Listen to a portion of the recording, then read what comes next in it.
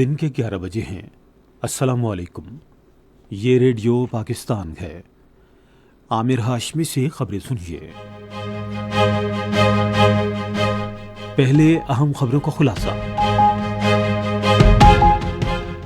نائب وزیر اعظم چین میں شنگھائی تعاون تنظیم کے وزراء خارجہ کونسل کے آج سے شروع ہونے والے 3 روزہ اجلاس میں پاکستانی وفد کی قیادت کریں گے۔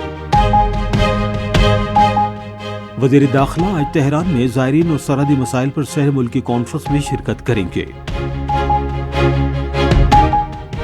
پاکستان اسٹاک ایکسچینج نے آج ایک اور سنگ میل طے کرتے ہوئے کاروبار کے دوران 1,35,000 پوائنٹس کی تاریخ کی بلند ترین سطح عبور کر لی۔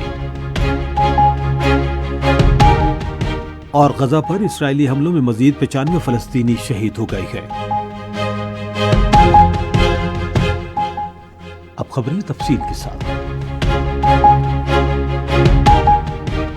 نائب وزیر اعظم اسحاق ڈار چین کے شہر تیانجن میں شنگھائی تعاون تنظیم کے وزراء خارجہ کونسل کے آج سے شروع ہونے والے 3 روزہ اجلاس میں پاکستانی وفد کی قیادت کریں گے۔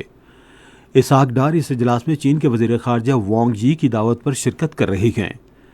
SCO کے رکن ممالک پاکستان، چین، بیلاروس، بھارت، ایران، قازقستان، قرغیزستان، روس، تاجکستان اور ازبکستان کے وزیر خارجہ اجلاس میں شرکت کریں گے۔ بیلاروس کے وزیر خارجہ SCO کا رکن ملک ہونے کی حیثیت سے پہلی بار وزراء خارجہ کونسل کے اجلاس میں شریک ہوں گے۔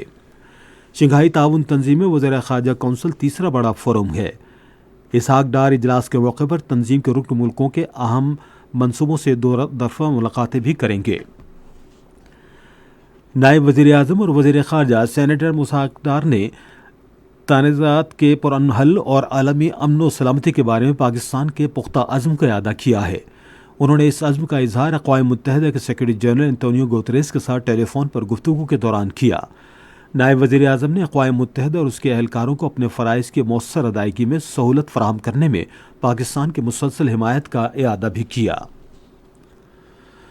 وزیر داخلہ محسن نقوی نے کہا ہے کہ پاک ایران عراق سہ ملکی کانفرنس سے زائرین کے مسائل حل کرنے میں مدد ملے گی۔ انہوں نے یہ بات تہران میں اپنے ایرانی ہم منصب اسکندر مومنو سے گفتگو کرتے ہوئے کہی۔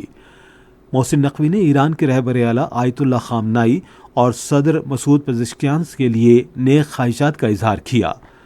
دونوں رہنماؤں نے باہمی دلچسپی کے امور اور پاک ایران تعلقات پر بھی تبادلہ خیال کیا۔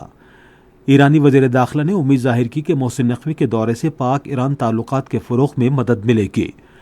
اس سے پہلے تہران کے امام خمینی انٹرنیشنل ایئرپورٹ پر محسن نقوی کی آمد پر ایرانی ہم منصب نے ان کا پرتپاک استقبال کیا۔ وزیر داخلہ محسن نقوی آج تہران میں زائرین اور سرحدی مسائل پر سہ ملکی کانفرنس میں شرکت کریں گے۔ سہ ملکی کانفرنس میں ایران اور عراق کے وزراء داخلہ بھی شریک ہوں گے۔ سہ ملکی کانفرنس پاکستان کی درخواست پر زائرین، سرحدی آمد و رفت اور دیگر متعلقہ مسائل کے حل کے لیے منعقد کی جا رہی ہے۔ محسن نقوی ایرانی صدر مسعود پزشکیان سے بھی ملاقات کریں گے۔ پاکستان اسٹاک ایکسچینج نے آج ایک اور سنگ میل طے کرتے ہوئے کاروبار کے دوران 1,35,000 پوائنٹس کی تاریخ کی بلند ترین سطح عبور کر لی۔